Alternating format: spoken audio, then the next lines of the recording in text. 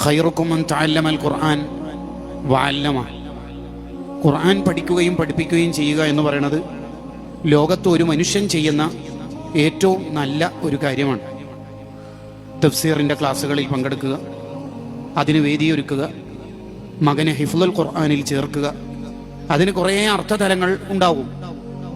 നമ്മളെല്ലാവരും ഖുർആനുമായി നല്ല ബന്ധം ഉള്ളവരാവണം. ഇഖ്റഊ അൽ ഖുർആൻ, നിങ്ങൾ ഖുർആൻ പാരായണം ചെയ്യണം. ഫഇന്നഹു യഅതി യൗമൽ ഖിയാമത്തി ശഫീഅൻ ലി അസ്ഹാബി. ഖുർആനിനോട് അങ്ങോട്ട് ബന്ധമുള്ളവർ തീർച്ചയായിട്ടും അവരുടെ പ്രതിസന്ധി ഘട്ടങ്ങളിലെല്ലാം ഖുർആൻ അവർക്ക് ശുപാർശകനായി വരും. നാളെ ആഖിറത്തിലെത്തുമ്പോൾ ഖുർആൻ നമുക്ക് ശുപാർശകനായി വരണം.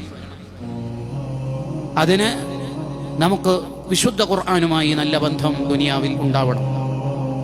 ഇൻ തത്ലുഹാ ഖീഫതൻ മിൻ ഹർരി നാരി ലളാ അതുഫഅത ഹർറലളാ മിൻ വിർദിഹ ശബിമി.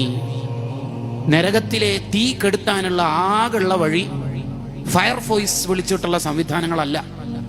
അള്ളാഹുവിനെ ഓർത്ത് കരയുന്ന കണ്ണുനീറും ഖുർആൻ ഓതുന്ന ആളുടെ വായിലെ ഉമിനീരുമാണ് നരകത്തിലെ തീയെ കെടുത്തിക്കളയാനുള്ള വെള്ളങ്ങൾ.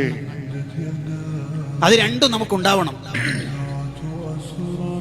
ഖുർആനിന്റെ ഏറ്റവും വലിയ പ്രത്യേകത തന്നെ കഅന്നമൽ ഹൗളു തബിയദ്ദുൽ വുജൂഹു ബിഹി മിനൽ ഉസാതി വഖദ് ജാഊഹു കൽ ഹുമമി. കരിക്കട്ടയായിട്ട് വരുന്ന മനുഷ്യന്മാരെ വെളുപ്പിക്കുന്ന ഹൗള് പോലെയാണ് ഖുർആൻ.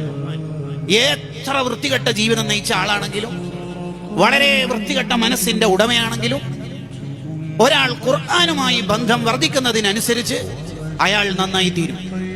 നബി സല്ലല്ലാഹു അലൈഹി വസല്ലം തങ്ങളെ കൊല്ലണം എന്ന വിചാരത്തിൽ വീട്ടിൽ നിന്ന് ഇറങ്ങണമെങ്കിൽ എത്രമാത്രം ശത്രുത നബി സല്ലല്ലാഹു അലൈഹി വസല്ലം തങ്ങളോട് ഉണ്ടാവണം. അത് മുഴുവനും ഇല്ലാതാക്കി ഇപ്പോൾ നബി സല്ലല്ലാഹു അലൈഹി വസല്ലം തങ്ങളുടെ തൊട്ടപ്പുറത്ത് കിടക്കാൻ മാത്രം പവർ എങ്ങനെയാണ് ഉമർ ഇബ്നുൽ ഖത്താബ് റളിയല്ലാഹു അൻഹുവിന് ഉണ്ടായത്? അതിന്റെ ആദ്യ സ്റ്റെപ്പ് ത്വാഹ മാ അൻസലൽ ഖുർആന ലിതഷ്ഖാ.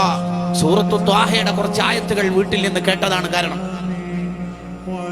അപ്പൊ ഖുർആൻ നമ്മുടെ ജീവിതത്തിൽ ഉണ്ടാവണം. നമ്മുടെ ഇടയിൽ ജീവിച്ചു പോയ വലിയ നേതാവാണ് ഖുറത്തു സാദാത്ത് കൂറത്തങ്ങൾ ഉപ്പാപ്പ. ഒരു റമദാനിൽ 22 ഖത്ം ഓതി തീർക്കും.